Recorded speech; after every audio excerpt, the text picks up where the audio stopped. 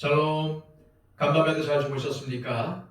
하나님께서 우리에게 새날과 새로운 기회를 주셨습니다. 오늘도 우리에게 주어진 이날, 하나님을 위해서 또 우리 주변에 선한 영향력을 끼치며 살아가시기를 소망합니다. 기도하겠습니다. 아버지 하나님, 우리를 깨워주시고 또 하루의 출발을 하나님께 예배함으로 시작하게 하심을 감사합니다. 아버지 하나님, 우리가 하나님 앞에 무릎 꿇었습니다. 하나님께 우리의 인생을 맡겨드립니다. 우리의 경영자 되시며 우리의 인도자 되시며 우리를 보호하시는 하나님께 우리의 인생을 온전히 맡기게 하여 주시고 오늘도 믿음으로 살아갈 수 있도록 우리를 붙잡아 주시옵소서. 하나님, 우리를 인도하시는 하나님의 섭리가 있습니다. 또한 이 세상을 이끌어 가시는 하나님의 경륜이 있습니다. 하나님의 인도하심과 경륜에 순종할 수 있는 우리의 삶이 되게 하여 주시고 오늘도 우리의 삶의 기준은 하나님의 말씀임을 알게 하여 주셔서 온전히 하나님의 말씀을 붙들고 그 말씀에 순종하며 살아갈 수 있도록 인도하여 주시옵소서. 오늘도 항상 말씀 앞에 나를 세우게 하여 주시고 예수 그리스도의 십자가 밑에 복종하는 나의 삶이 되게 하여 주시옵소서. 예수 그리스도의 이름으로 기도하옵나이다. 아멘. 다 함께 찬송가 336장 찬양 드립니다.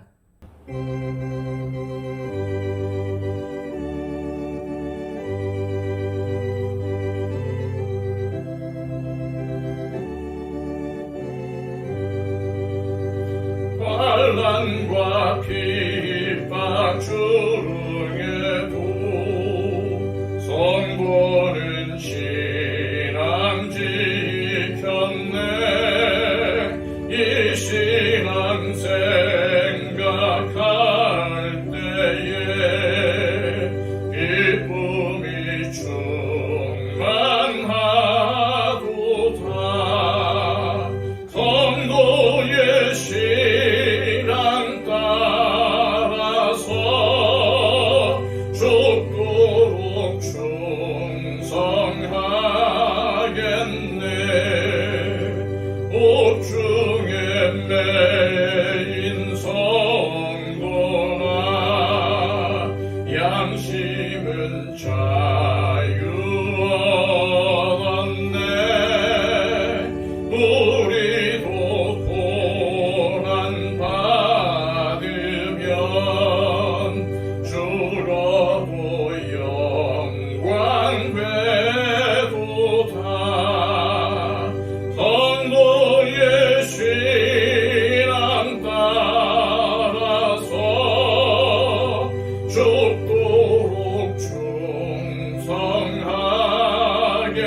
충성하겠네. 성도의 신앙 본받아 원수도 사랑하겠네. 인자한 언어 행실로 이 신앙 전파하리라. 성도의 신앙 따라서 죽도록 충성하겠네.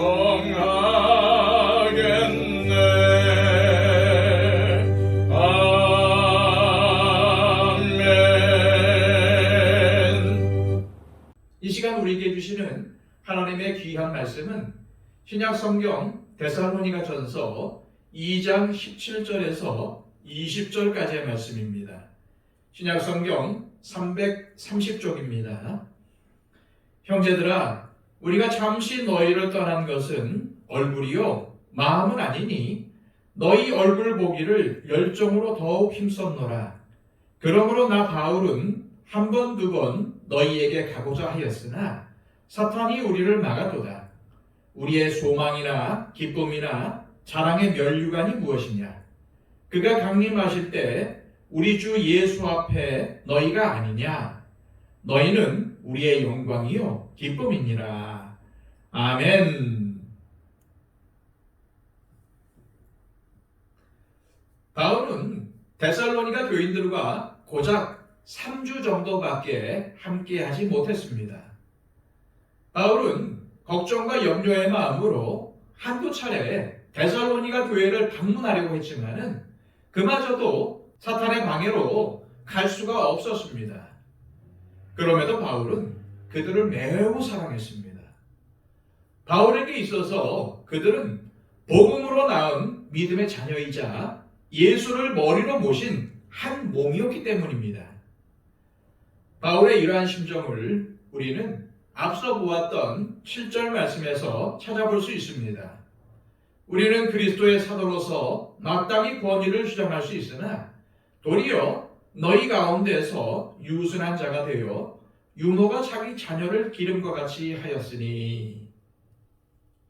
이처럼 바울은 어머니가 자기 자녀를 기르듯이 데살로니가 교인들을 돌보았다고 합니다. 다시 말해 금이야 오기야 정말 조심스럽게 보살폈다는 의미입니다. 또한 바울은 아버지가 자식을 대하듯이 데살로니가 교인들을 위로하고 권면함으로 가르쳤습니다. 11절, 12절 말씀입니다. 너희도 아는 바와 같이 우리가 너희 각 사람에게 아버지가 자기 자녀에게 하듯 권면하고 위로하고 경계하노니 이는 너희를 부르사 자기 나라와 영광에 이르게 하시는 하나님께 합당히 행하게 하려 함이라. 이처럼 바울은 데살로니가 교인들이 하나님의 자녀답게 하나님께 기쁨을 드리는 생활을 하도록 가르쳤습니다. 그런데 감사하게도 데살로니가 교인들은 바울이 전한 복음과 권면을 잘 받아들였습니다. 왜냐하면 바울이 전한 메시지를 사람의 말이 아니라 하나님의 말씀으로 받았기 때문입니다. 하지만 아직 신앙이 자라지 않은 데살로니가 교인들을 두고 떠난 것이 바울의 마음에 걸렸고 그는 이러한 심정을 다음과 같이 밝힌 것입니다. 17절입니다. 형제들아 우리가 잠시 너희를 떠난 것은 얼굴이요 마음은 아니니 너희 얼굴 보기를 열정으로 더욱 힘썼노라. 바울이 이렇게 데살로니가 교인들을 향한 자신의 마음을 밝힌 것은 혹시라도 데살로니가 교인들이 바울을 오해하는 일이 없도록 하기 위해서입니다. 즉 바울이 데살로니가 교인들을 버렸기에 안 오는 것으로 생각하지 않게 하려고 이 말을 한 것입니다. 만약 그들이 이러한 생각을 하고 있다면 자신들을 마치 부모에게 버림받은 고아로 여길 것이 아니겠습니까? 그렇다면 얼마나 그들의 마음에 상심이 크겠습니까? 그래서 바울은 절대 그렇지 않다는 마음을 데살로니가 교인들에게 전하고 싶었던 것입니다. 지금 데살로니가 교인들의 신앙생활은 순탄한 것이 아니었습니다. 유대인들이 계속 위협하며 방해했습니다. 자식이 위험한 곳에 있는데 부모가 그들과 함께 할 수 없는 처지라면 얼마나 속이 타겠습니까? 데살로니가 교인들을 향한 바울의 심정도 마찬가지였습니다. 바울은 데살로니가를 몇 번이나 방문하려고 했습니다. 하지만 뜻대로 되지 않았죠. 그래서 바울은 이렇게 전했습니다. 18절입니다. 그러므로 나 바울은 한 번, 두 번 너희에게 가고자 하였으나 사탄이 우리를 막았도다. 바울은 데살로니가 교인들의 신앙을 방해하여 믿음에서 멀어지게 하고 교회의 성장을 막는 악한 세력이 있다는 사실을 알려줍니다. 만약 바울 일행이 다시 데살로니가를 방문해서 복음을 전하고 말씀을 가르친다면 더 많은 사람들이 예수님을 믿게 될 것입니다. 그리고 이미 믿었던 성도들의 신앙도 더욱 자라게 될 것입니다. 그렇기에 사탄은 길을 쓰고 바울과 데살로니가 교인들이 만나지 못하도록 방해했던 것입니다. 그렇다면 바울이 데살로니가에 방문하지 못한 것이 사탄에게 졌기 때문일까요? 그렇지 않습니다. 바울은 아무리 사탄의 역사가 강해도 복음 전파를 막을 수 없다는 것을 체험적으로 알고 있었습니다. 왜냐하면 사탄은 절대로 하나님을 이길 수가 없기 때문입니다. 바울은 자신이 사탄의 방해로 데살로니가를 방문할 수 없었지만 여전히 그곳에 하나님의 역사가 있다고 확신했습니다. 이 확신의 근거가 무엇일까요? 그것은 이 어려운 상황에서도 데살로니가 교인들이 신앙을 가지고 있고 교회를 지키려는 모습입니다. 이것은 하나님이 그들과 함께 하시지 않는다면 불가능한 일이었습니다.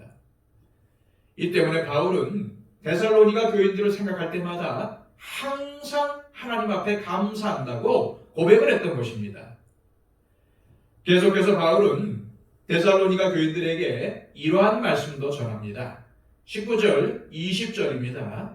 우리의 소망이나 기쁨이나 자랑의 면류관이 무엇이냐? 그가 강림하실 때 우리 주 예수 앞에 너희가 아니냐? 너희는 우리의 영광이요 기쁨이니라. 자식을 키우는 부모로서 가장 큰 기쁨과 보람이 무엇이겠습니까? 그것은 자식이 잘 되는 것이 아닐까요? 바울은 데살로니가 교인들을 믿음으로 낳은 자식으로 여겼습니다. 이 데살로니가 교인들이 예수님을 잘 믿고 영원한 구원에 이르는 것이 바울 자신에게는 가장 큰 보람이며 기쁨이라는 것입니다. 이 말씀이야말로 바울이 어떠한 마음으로 데살로니가의 복음을 전하며 교인들을 양육했는지를 잘 알려주는 말씀이 아닐 수가 없습니다. 우리는 신앙생활을 할 때에 절대 고아가 아니라는 것을 기억해야 합니다. 예수님은 제자들에게 이렇게 약속을 하셨습니다. 요한복음 14장 16절에서 18절까지의 말씀입니다. 내가 아버지께 구하겠으니 그가 또 다른 보혜사를 너희에게 주사 영원토록 너희와 함께 있게 하리니 그는 진리의 영이라. 세상은 능히 그를 받지 못하나니 이는 그를 보지도 못하고 알지도 못함이라. 그러나 너희는 그를 아나니 그는 너희와 함께 거하심이요 또 너희 속에 계시겠으니라. 내가 너희를 고아와 같이 버려두지 아니하고 너희에게로 오리라. 이처럼 예수님은 우리를 고아와 같이 버려두지 않으십니다. 언제나 우리와 함께 하시고 우리를 지켜주십니다. 주님께서 이렇게 우리를 돌보시고 교회를 붙들어 주시는데 우리도 예수님의 마음을 품고 서로를 돌보며 마음을 같이 할 수 있어야 합니다. 우리가 서로를 위해 기도하고 위로하며 섬긴다면 얼마나 좋을까요? 그러면 우리 각자의 믿음이 굳건해지고 힘을 낼 수 있지 않겠습니까? 사탄은 성도들이 서로 오해를 하게 하거나 험담하거나 비난하게 해서 관계를 깨트리려고 합니다. 그래서 서로를 미워하여 교회를 떠나게 하고 결국에는 신앙까지 버리게 하려고 이러한 계략을 꾸미는 것입니다. 이러한 사탄의 계략에 말려들지 말고 성도들이 서로 기도하고 격려하며 함께 구원의 길을 가야 하지 않겠습니까? 목회자의 기쁨은 성도님들이 끝까지 믿음을 지키고 구원의 길을 함께 가는 것입니다. 이것은 비단 목회자만의 기쁨이 되어서는 안 됩니다.